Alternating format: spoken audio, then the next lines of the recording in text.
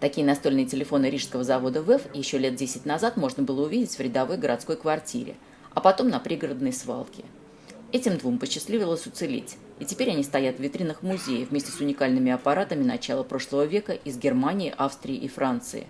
Все началось с того, что друзья подарили бизнесмену Виталию Изопову редкой красоты старинный телефон. Он поставил его в офисе на видное место, а заодно купил еще несколько аппаратов. Буквально, наверное, спустя полгода я собрал, скажем, интересных людей, те, которым было интересно заняться проектом, сказал: давайте попробуем сделать что-то интересное, чтобы это была не просто коллекция, да, чтобы это имело определенный смысл.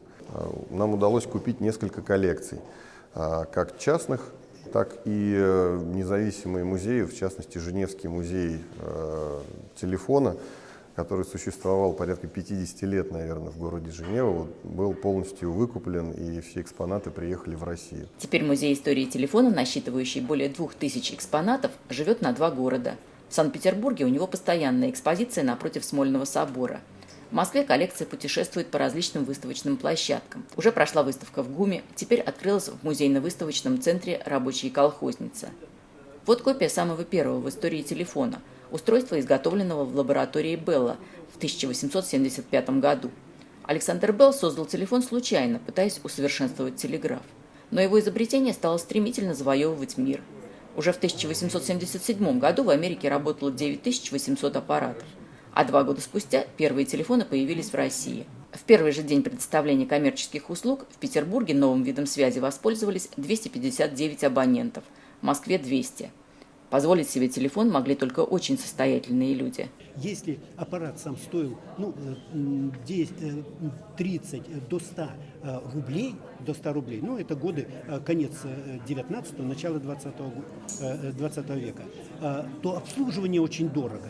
Это надо было провести линии, надо было менять источники питания, надо было следить за этими линиями. Первые линии сперва даже не на столбах, а по домам, по стойкам протягивались первые линии. И стоимость обслуживания телефонного аппарата в Москве, первых телефонных аппаратов, была 250 рублей в год. Самая лучшая шуба, норковая, я правильно говорю, норковая шуба, на Кузнецком мосту стоила 75-80 рублей. Неудивительно, что это были телефоны от Кутюр. Многие аппараты выпускались ограниченными партиями по 10-20 штук, некоторые вообще в единственном экземпляре. У них даже были собственные имена. Вот алюминиевый аппарат с росписью 1902 года называется «Эйфелева башня». Так его назвал производитель. Другим телефонам имена придумывали их владельцы. Копыта. Оно похоже на копыта. Вот и в народе эта серия пошла как копыта. Американский подсвечник. Это четко стоит так телефон. Дальше скрипка. Очертания скрипки. Телефонные аппараты, им повезло.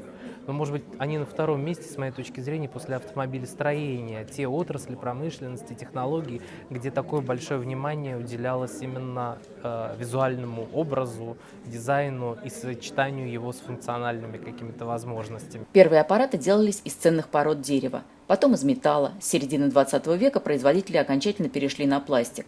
Вот изящные трубки начала 70-х годов, совмещающие в себе набор номера и микрофон, прообраз современных мобильников. Кстати, мобильных телефонов в коллекции музея пока нет. Слишком уж много их сразу появилось в нашей жизни, говорит Виталий Изопов. Во-первых, их очень большое количество, во-вторых, они все на одно лицо. Я думаю, что эти наши внуки уже будут заниматься селекцией и отбором. Ольга Подкопаева и Юлия Мещеряков.